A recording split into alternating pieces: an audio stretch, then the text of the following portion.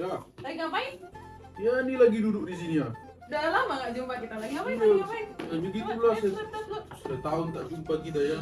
Setahun. Iyalah. Tahun lalu sih memang gak jumpa Iya. kita. Kalian setahun. Setahun kita nggak berjumpa. Lagi nonton apa tuh? Ini kemarin saya dapat video ini dari dari YouTube kan. Kebetulan dari yang diposting dari BBC News Indonesia.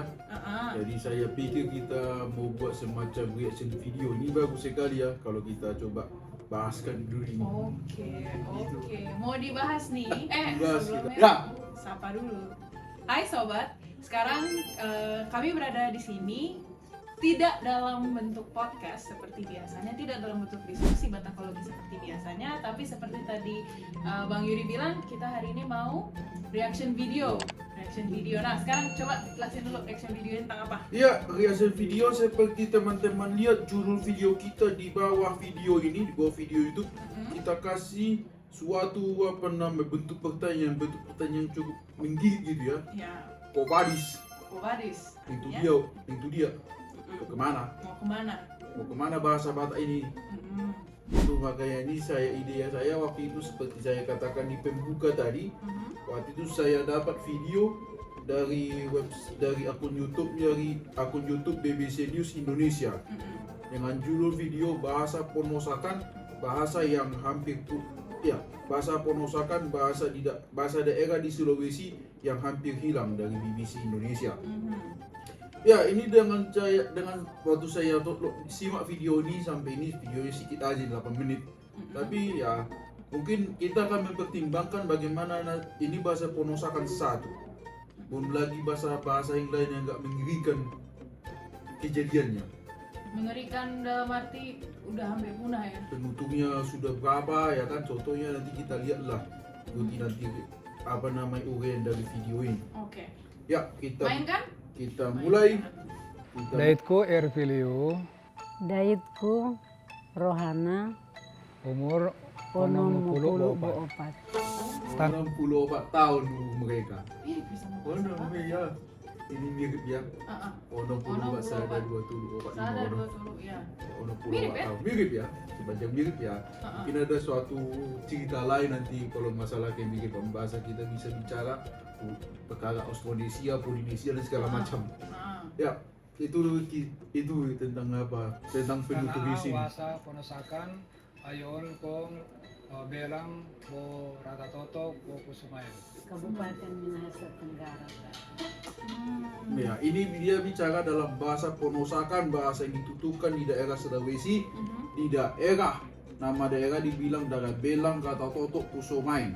Minahasa Tenggara. Ya. Ini daerah ini menurut catatan BPS tahun 2022 ini ada sebanyak 41.677 penduduk.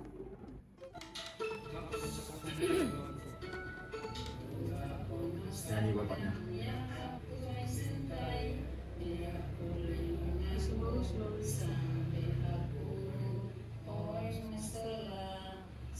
Ini dia ada tampilan dari apa ini? Dari website Kemendikbud ya. Terancam punah. Kalau khusus di Belang sini ya sekitar 8 orang. Oh, Begitu. khusus di Belang. Belang penduduk 17.000 lebih itu. Kan Yang dia ada bisa cuma 8 orang. 8 orang. Apakah di kota Belang atau di desanya itu desa Tababo namanya itu kan sekitar 800-an orang itu. Desa Tababo 800 orang. Ya penduduknya yang bisa bahasa ini 8 orang aja. 8 orang. Di Belang ya.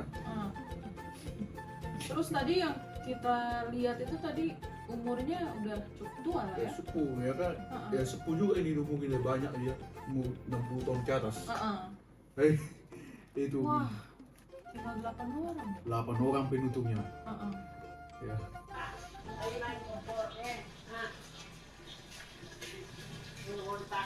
Merasa sangat sedih ya karena itu kan bahasa kita kan orang Ponosakan, lantas bahasa Ponosakan sudah punah ya, karena yang mau melestarikan juga kan orang-orang Itu soal itu Ponosakan pasti Iya. itu.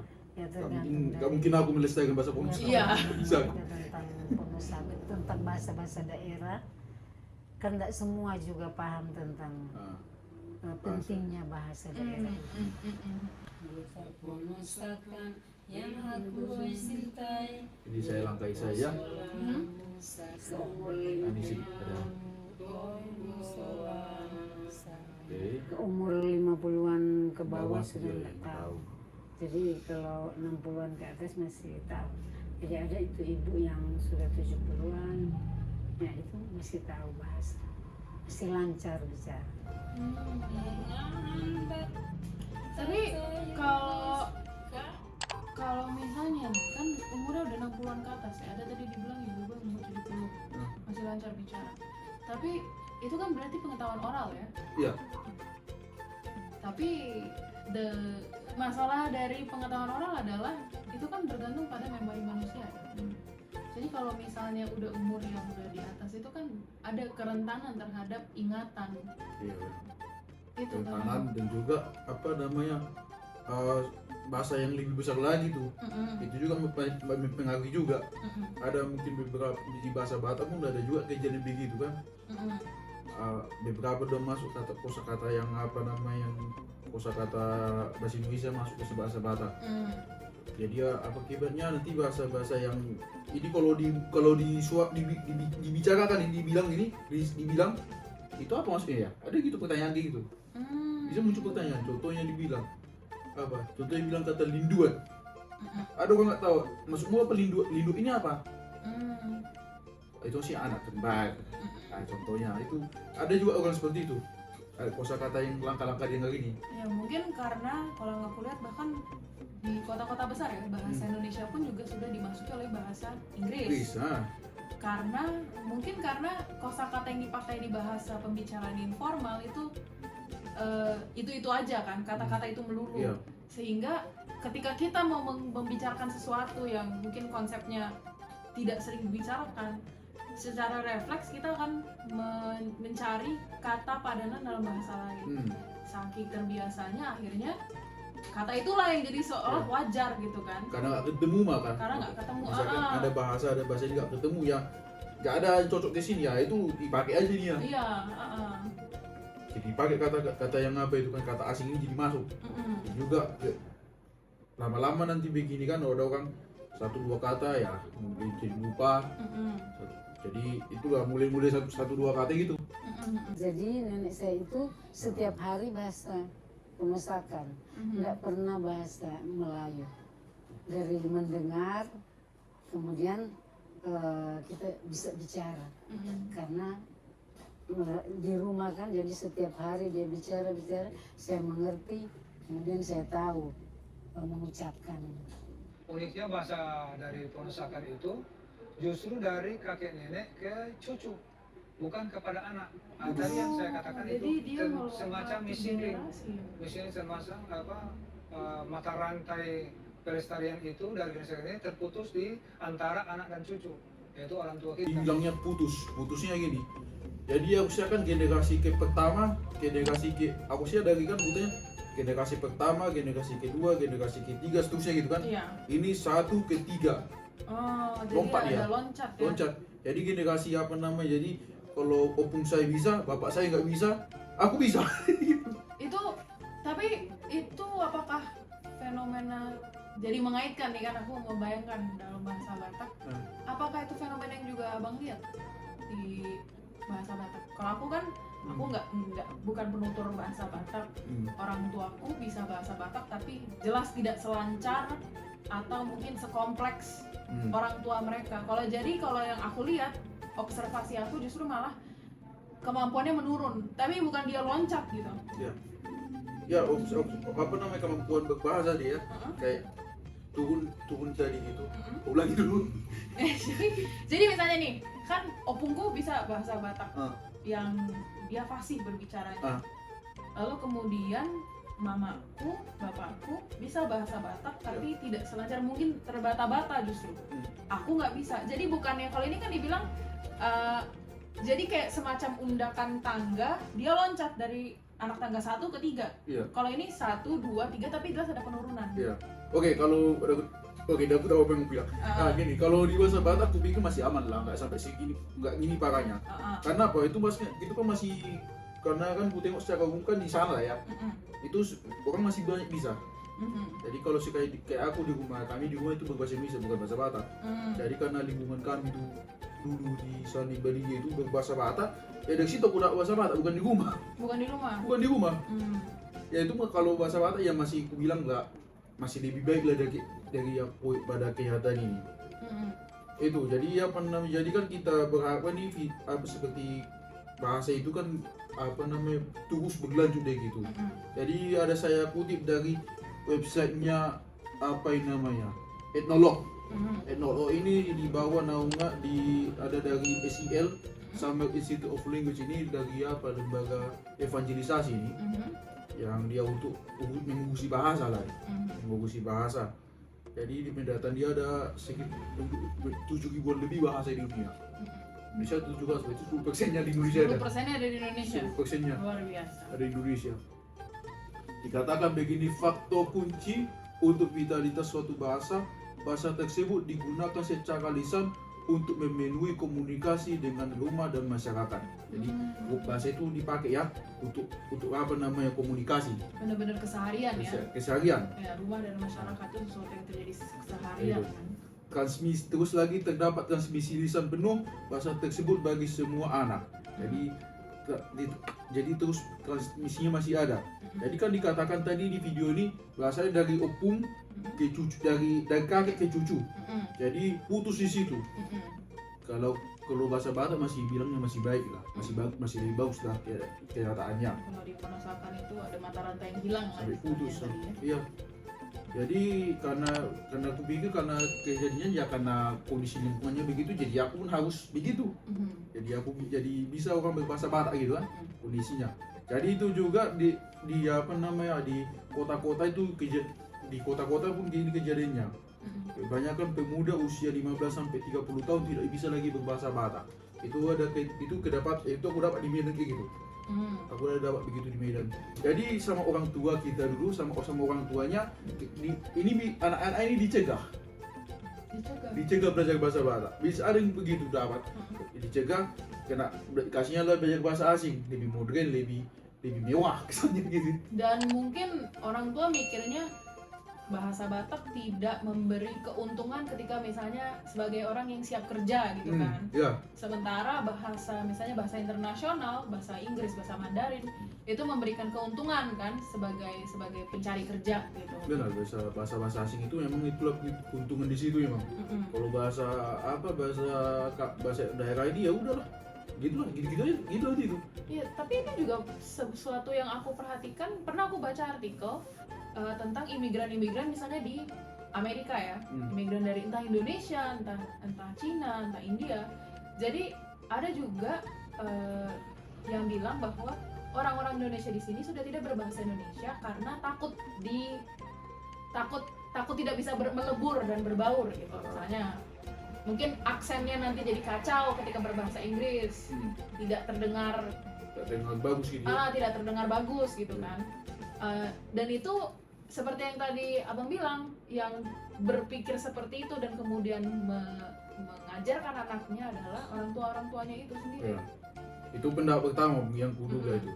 Ya mungkin itu terlihat lah. Yang pertama tadi karena apa dicegah sama orang tuanya, dikhususkan lah itu sekolah bahasa asing.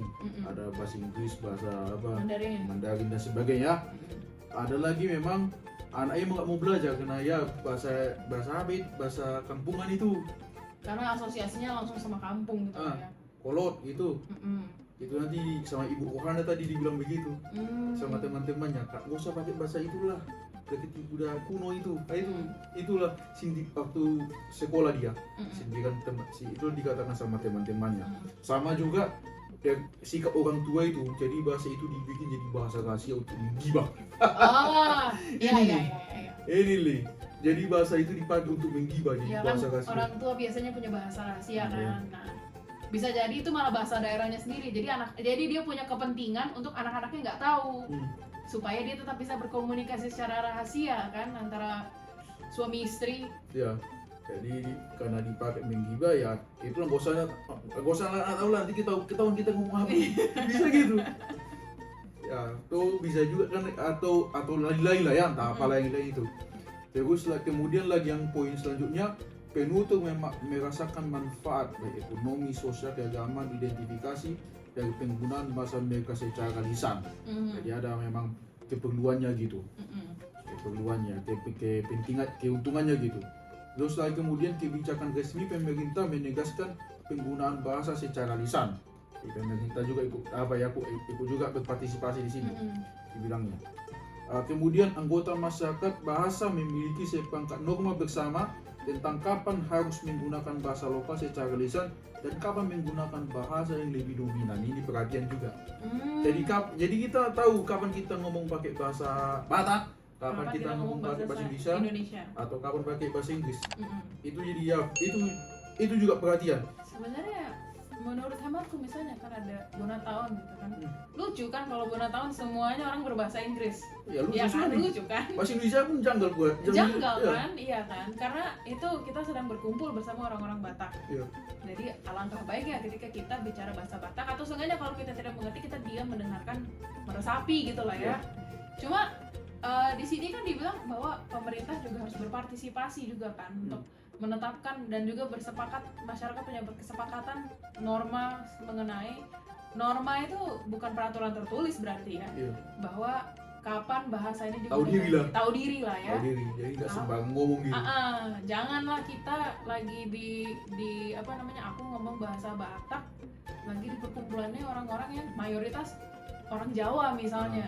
Pertemuan nasional jangan pakai bahasa daerah gitu. Pertemuan nasional gitu, acara nasional di mana sebaiknya kita ngomong bahasa Indonesia.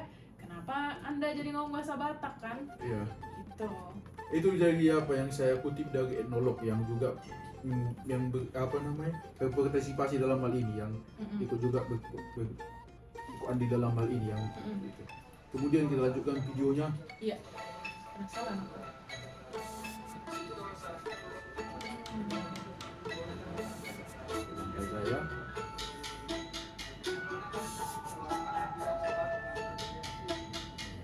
Saya tadi yang udah Abang bilang ya, Iya. dianggap ketinggalan Waktu zaman. saya dulu SMA juga begitu.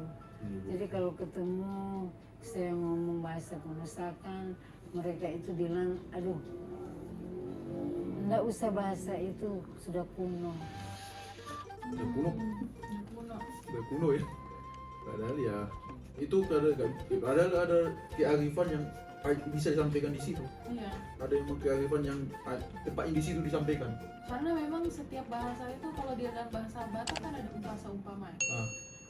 Sebenarnya juga aku ngerasa setiap bahasa itu punya ciri khas unik yang ada konsep-konsep yang memang karena konsep-konsep tersebut lahirnya di masyarakat adat tersebut, sehingga mungkin hanya bisa dituturkan dalam bahasa adat dari Benar. masyarakat adat tersebut. Bener. Jadi bahasanya hilang, filosofinya pun juga hilang menurutku. Iya. Itulah beberapa kejadian itu banyak di Indonesia juga ada beberapa pulau bahasa yang udah punah itu. Itu ada beberapa bahasa punah itu. Mereka di Pulau Dinga itu karena dihantam sama bahasa yang umum, ya itu punah. Mereka itu padahal itu apa namanya? Jati diri itu, bagian jati diri juga itu bahasa itu. Oke, kita lanjutkan. Ini ceritanya orang ini sudah sedang mengusahakan lah mengajarkan kembali ya. Kaget rupanya. Diajarkan kembali. Oh, diajarkan lagi di sekolah. Nah, kalau susun Kita kamus, buat semacam kaderisasi melalui lingkungan kita dulu yang 8 orang ini. Pada cucu atau orang coba ajarkan pada mereka. Sebentar. Ya. Jadi kan kayak waktu aku kan dulu SD di daerah Jawa Barat. ya, Muatan lokalnya bahasa Sunda. ya pasti, Pasti kan? pasti itu. Jadi bahasa Ponosakan ini berarti sebelumnya tidak menjadi bagian dari muatan lokal yang wajib diajarkan kepada anak-anak sekolah ya. Bisa jadi. Baru sekarang mereka. Sekarang baru 8 orang, capek lah 8 orang ini nanti. Iya, dan mungkin juga karena selama ini tidak bisa dibikin kurikulumnya. Karena di bahasa ini dipraktikkan secara verbal, hanya secara verbal. Oke. Tapi ini kalau bandingkan karena kita sedang bicara di dalam bahasa Batak ini, maka kalau kami masih syukurlah kami bisa dapat itu diajarkan di sekolah. Masih kami diajarkan di Mata sekolah. lokal masih bahasa Batak ya? Iya. Jadi itu kami diajarkan di sekolah, masih kuingat itu diajarkan bukan cerita-cerita. Ada lagi umpama-umpasa, aksara Batak diajarin lagi sama kami.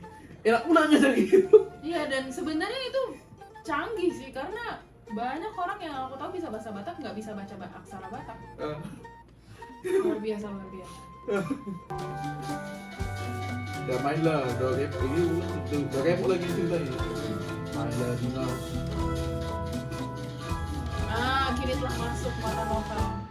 Dia bisa intervensi lewat program. Motor lokal, emang di kami juga di motor lokal ini masuk gitu. Motor lokal Iya. dia diajarkan secara formal di sekolah-sekolah, secara berjenjang, SD dan SMP. Bahkan TK sekarang, TK sudah masuk lagi TK. Nah, kalau melalui dinas pariwisata, dia melalui Pagelaran seni.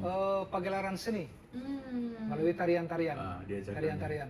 Nah, tarian-tarian ini kita bersyukur menganjurkan kepada etnis-etnis yang ada di daerah sini agar supaya wajib menggunakan bahasa daerah masing-masing. Nah, orang di Penusakan menggunakan bahasa Penusakan untuk tarian-tarian, baik tarian wajib maupun tarian kreatif. Ulang bahasa Penusakan angka 1 sampai 10. Berdiri. 1, 2, 2, 3 3, 4 4 5 5 5, 6, 7, 7, 8, 8, 9, 10, 10. Ya, mirip ya. Mirip ya? Mirip, sada 2 tolu opat 5 odong pitu walu sia 10. Saya ulangi. Sada 2 tolu opat 5 odong pitu walu sia 10. Mirip ya. Mirip ya? Ya, ini mungkin jadi ku ingat ada waktu itu kan kita bicarakan tentang bicara tentang bahasa di podcast kita pernah kita bicarakan. Jadi itu pernah kita bicarakan ada satu penelitian dari paper dari kita ini dari Bandung Institute membicarakan tentang bahasa, kekerapan bahasa. Jadi yang menggunakan fokus itu Alkitab. Karena Alkitab ini yang diterjemahkan serius, yang dengan diterjemahkan memang hati-hati sekali dan diusahakan jangan masuk tafsir orang.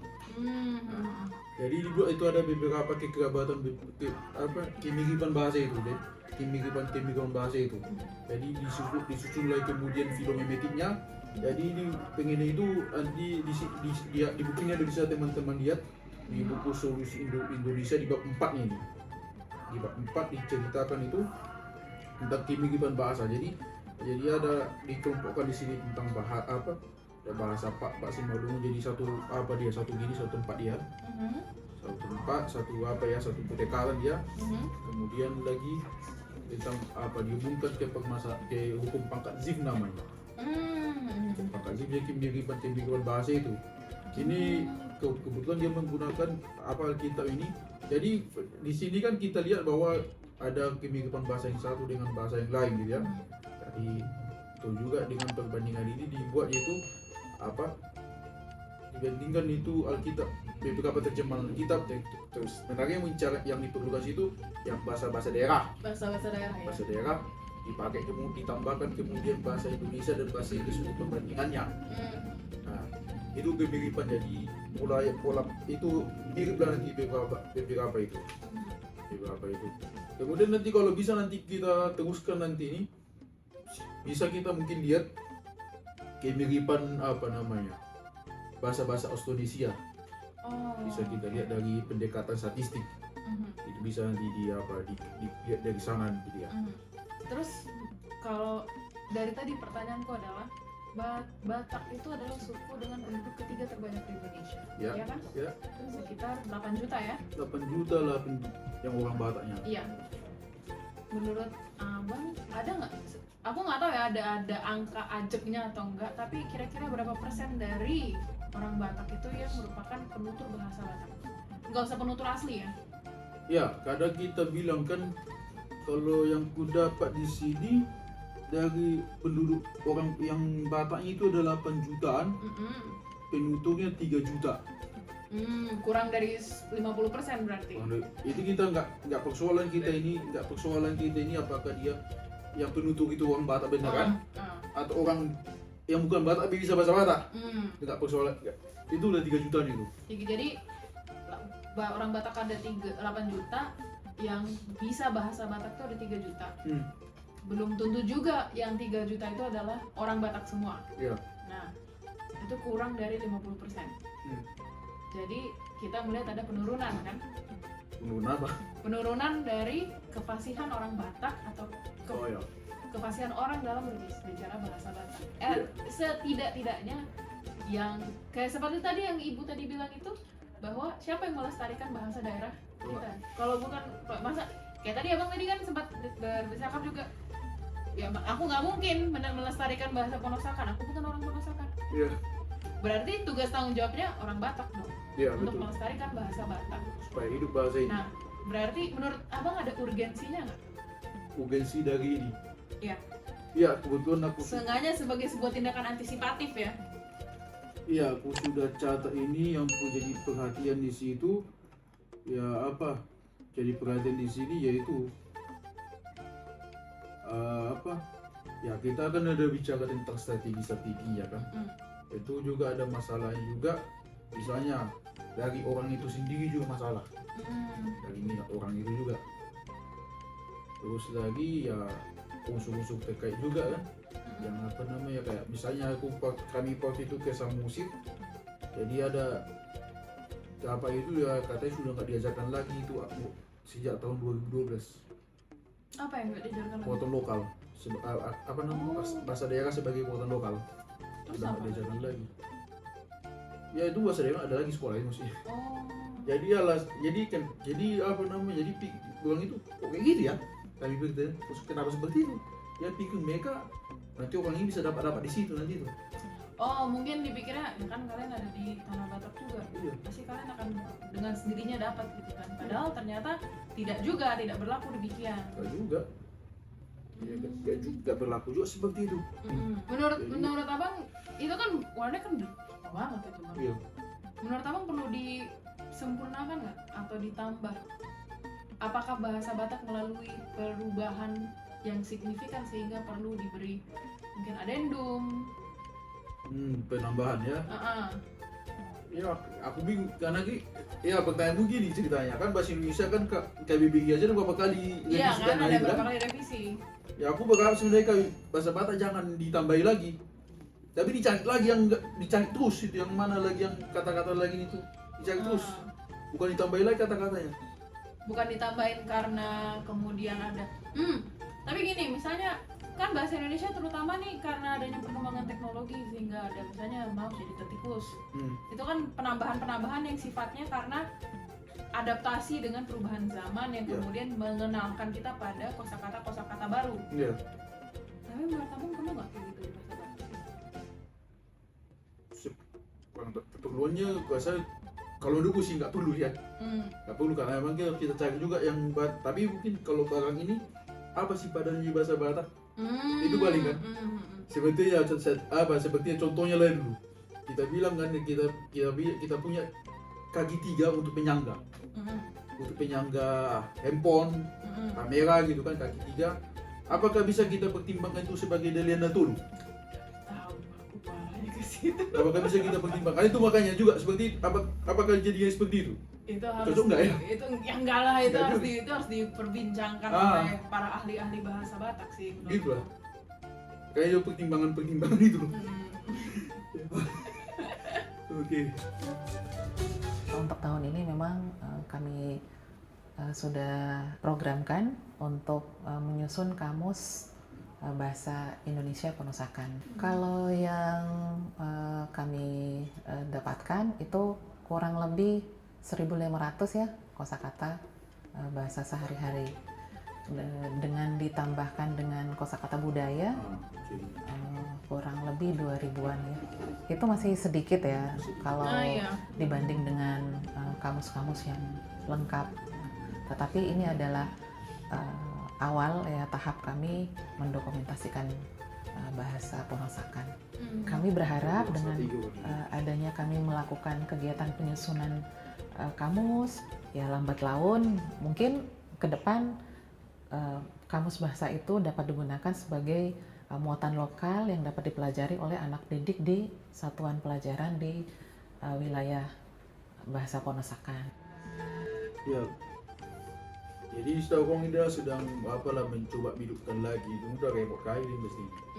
Itu juga yang 8 orang itu, yang 8 orang itu yang tua-tua dipakai lagi, dia apalah suruh ngajar lagi. Iya.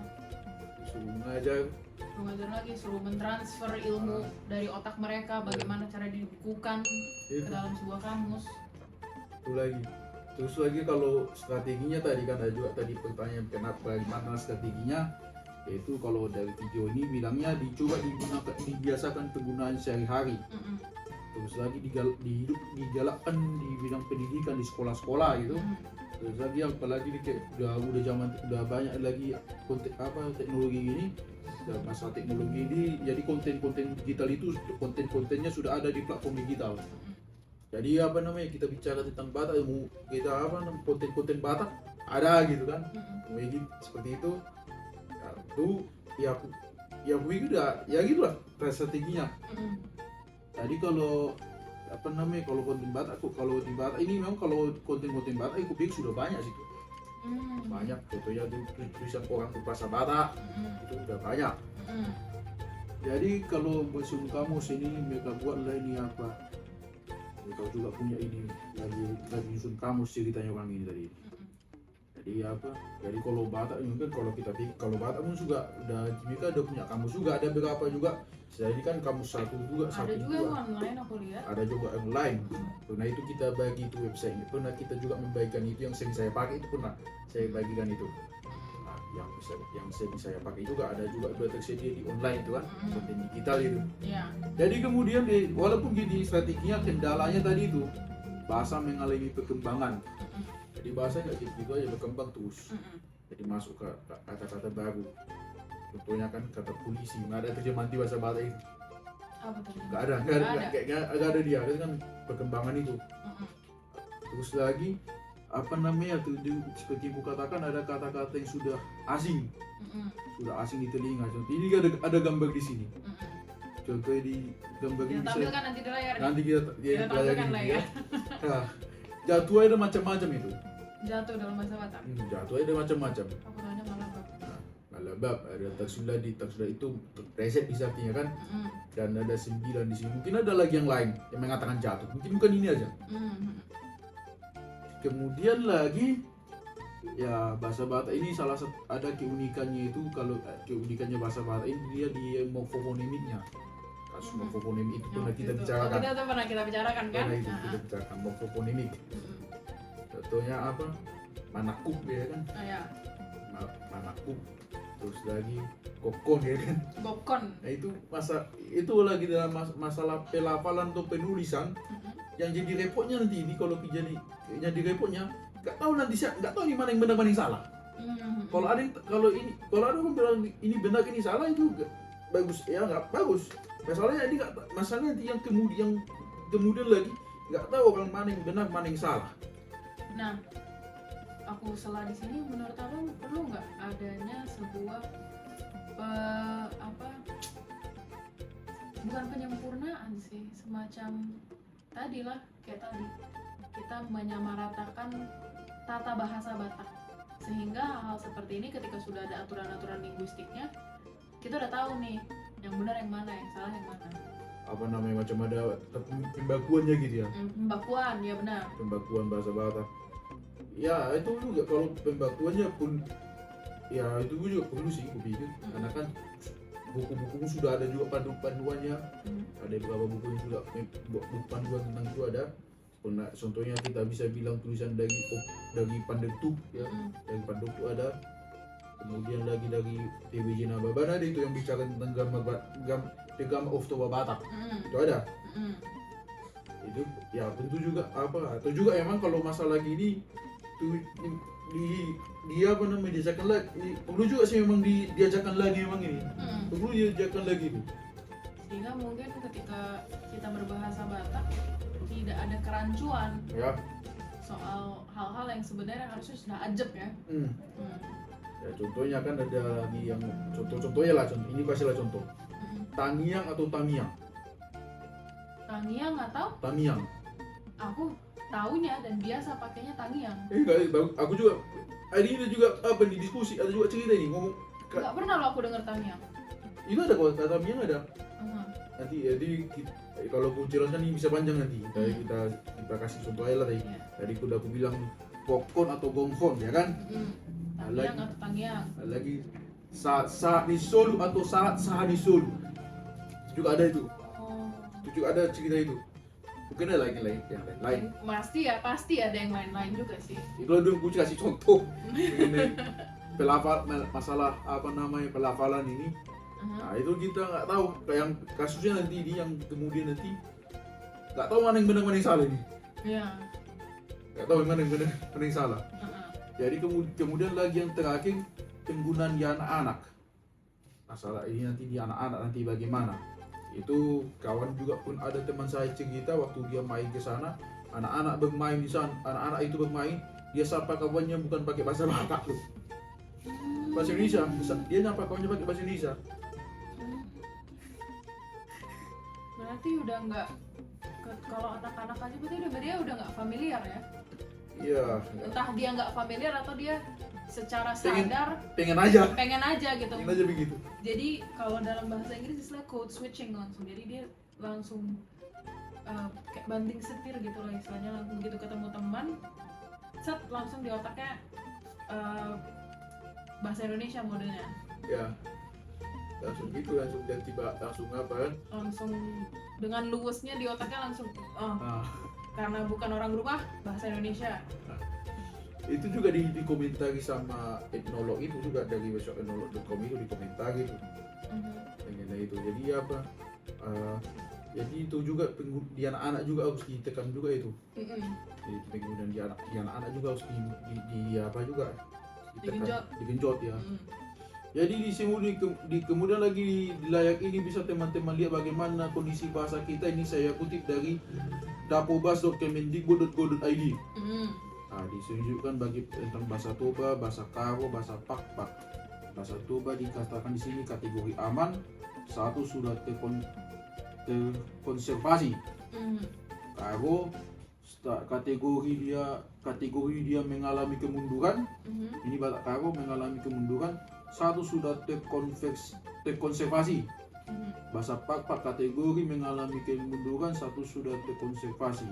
Jadi Mandailing, Angkola, Simbalung nggak ada dia nggak ada di situ tampilkan. Saya nggak ada, nggak ada sini. Nah, ini Belum lagi masuk dalam catatan Kemdikbud saya. belum masuk.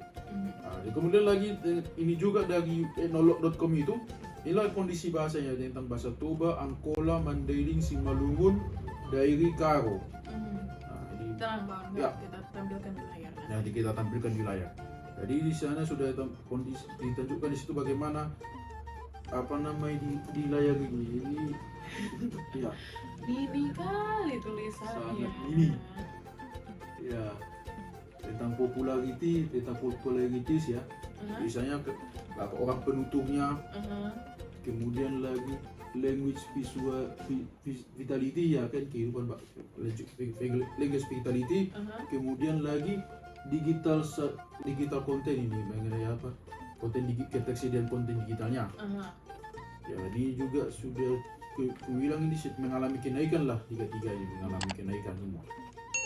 Tiga ini mengalami kenaikan dan penutupnya bisa dibilang cukup bagus ini.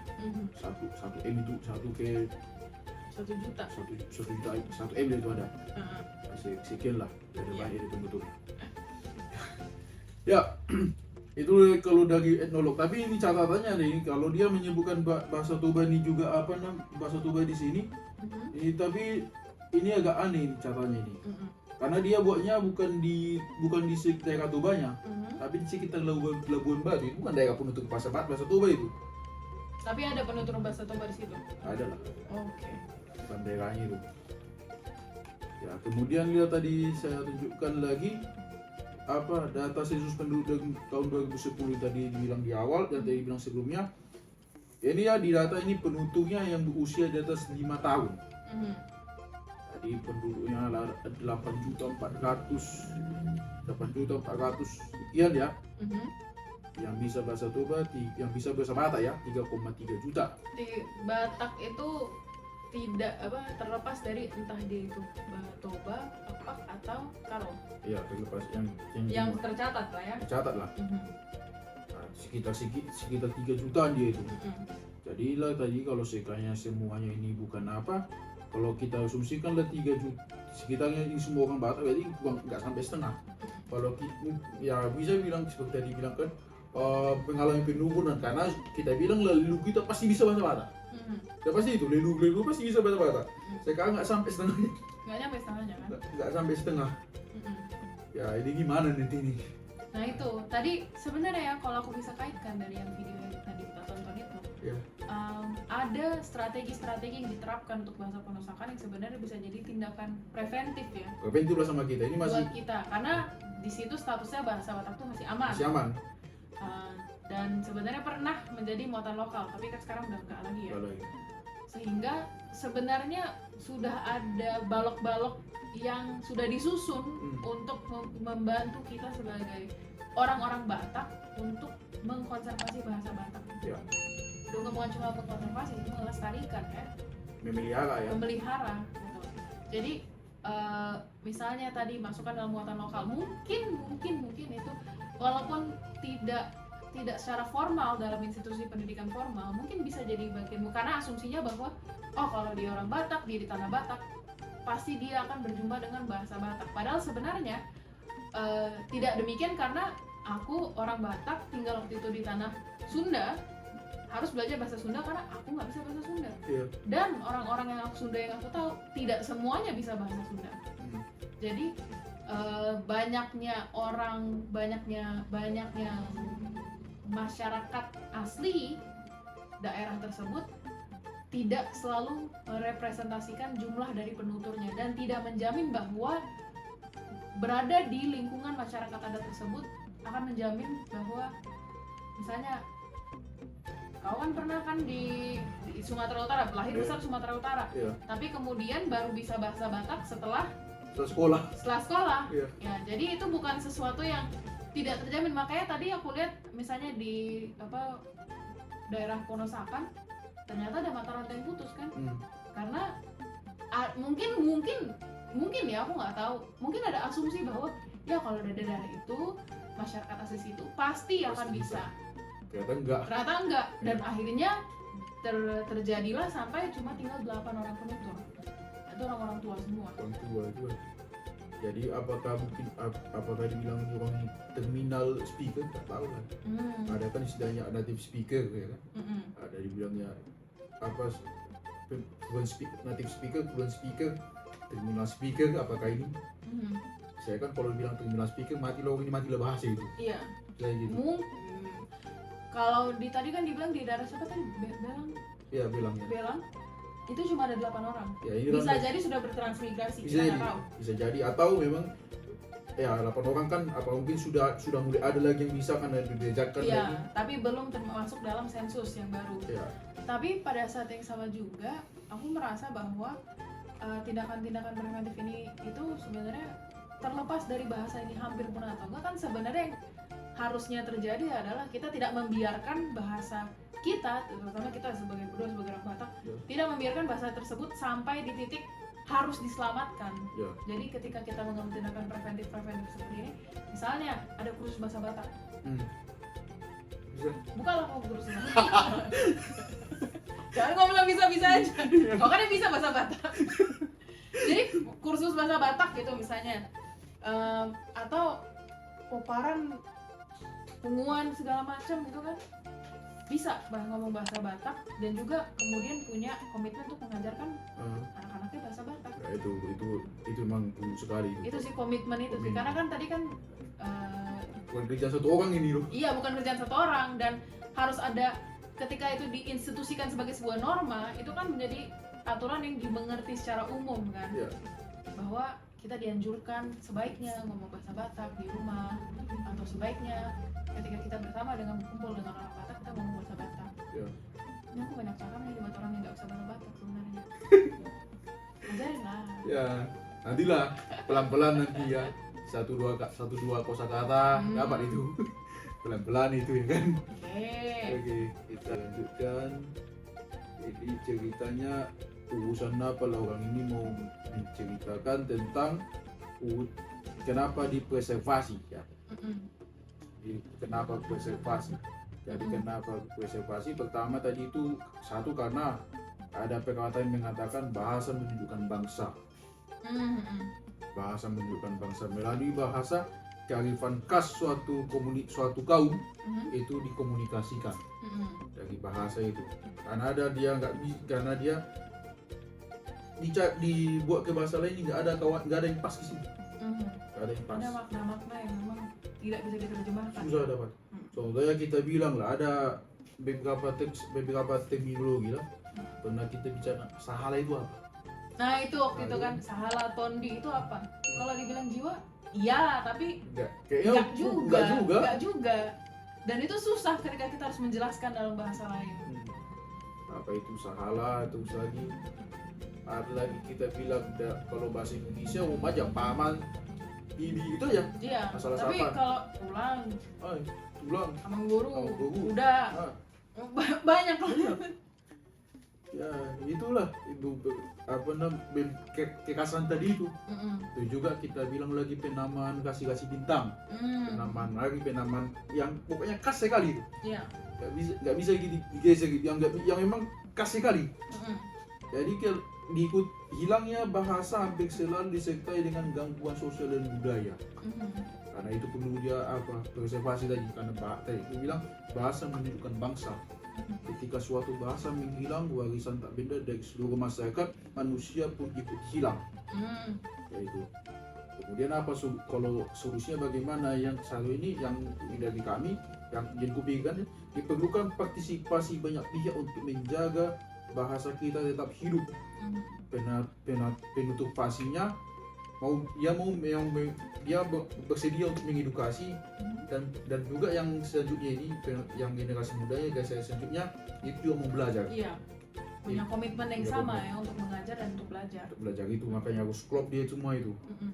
Ya sayang sekali memang pengetahuan yang kasih hilang. Jadi kalau sebagai sebagai penutupnya lah aku bilang ya untuk urusan begini ya itulah kita kalau orang bilang kita perintis bos. Enggak, kalau di sini kita bukan perintis, itu pewaris kita sini. Kita pewaris. Pewaris ya. ini. Adat itu kan ya pasti kita pewaris. Iya itu pewaris kita ini. Mana mungkin kita jadi perintis adat seperti itu? Kamu kita mulai oputa aja di jolo moktu kok siala gudi. Tapi nukan ipak jolo ikutan di pudi kata yang dibuka di awal ikuti belakang itu bilangnya. Itulah aku bicara yang kita kita mau kita coba utarakan melalui diskusi kita ini. Ada pendapat. Pendapatku tadi udah banyak loh iya. aku sampaikan. Jadi banyak interjeksi yang aku lakukan karena sebenarnya aku kan selalu sangat tertarik dan terus-menerus belajar soal bahasa. Jadi punahnya sebuah bahasa itu adalah sesuatu yang memang sangat disayangkan. Jadi kalau dalam bahasa Inggris sebenarnya dibilang ada namanya linguicide. Itu adalah pembunuhan sebuah bahasa. Jadi entah pembunuhan atau kemudian bahasa itu seolah bunuh diri gitu. Karena dia makin tidak cuma karena 1-2 faktor, itu bahasa itu bisa hilang karena multifaktor kan pasti. Jadi ketika aku melihat konten seperti ini sebagai orang Batak aku langsung mikir bagaimana ya nanti ke depannya bahasa Batak ya. Tadi jadi benar tajuknya Quo Vadis kan. Ya jadi kalau yang pendapat akhirku memang tadi highlight penting yang sudah digarisbawahi oleh Bang Yuri itu adalah soal anak-anak muda itu banyak yang anak-anak kecil di daerah perusahaan itu tidak mau belajar bahasanya karena mungkin ada asumsi kolot kuno seperti yang tadi Ibu bilang kan. Jadi tidak cuma pengajarnya punya komitmen, tapi juga memang tadi aku sangat sepakat bahwa tidak cuma pengajar punya komitmen, tapi juga kitanya sebagai pewaris ini gimana? harus punya komitmen untuk belajar. Iya. harus dimulai dari situ sih, karena tindakan lainnya, intervensi entah dari masyarakat adat atau intervensi dari pemerintah bahkan, itu mungkin gak akan ada artinya kalau tidak ada keinginan untuk mengaplikasikannya dalam kehidupan sehari-hari kan. Iya. Itulah pendapat akhirku. Ya itulah kupikir aja kita itulah. Ya itulah. Ya, ya jadilah kita penimbang, jadi kami kepada kita ini juga jangan kita hilangkan bahasa kita ini. Ini kekayaan, bahasa ini kekayaan juga, menunjukkan jati diri ini. Jadi itulah aku bikin closing statement dari aku. Closing statementnya adalah bahasa adalah warisan adat yang sebagai kita sebagai waris tidak boleh kita hilangkan, malah justru harus kita lestarikan. Nah, bagaimana pendapat sobat-sobat yang menonton di rumah? Semoga reaction video kali ini yang ternyata telah melalui banyak riset oleh Bang Yuri yang baru kutonton juga, itu menjadi bahan pertimbangan dan pikiran terus menerus untuk kita semua. Kalau ada komentar silahkan tulis komentarnya di sosial media manapun. Kami dapat dijangkau di mana aja? YouTube, TikTok, Facebook, Twitter, Spotify, itu. Nah itu. Jadi kami ada di mana-mana. Silahkan tulis komentar, beri pendapat, beri umpan balik untuk kami, karena kita di sini sama-sama terus belajar dan mewarisi adat kita. Akhir kata, melalui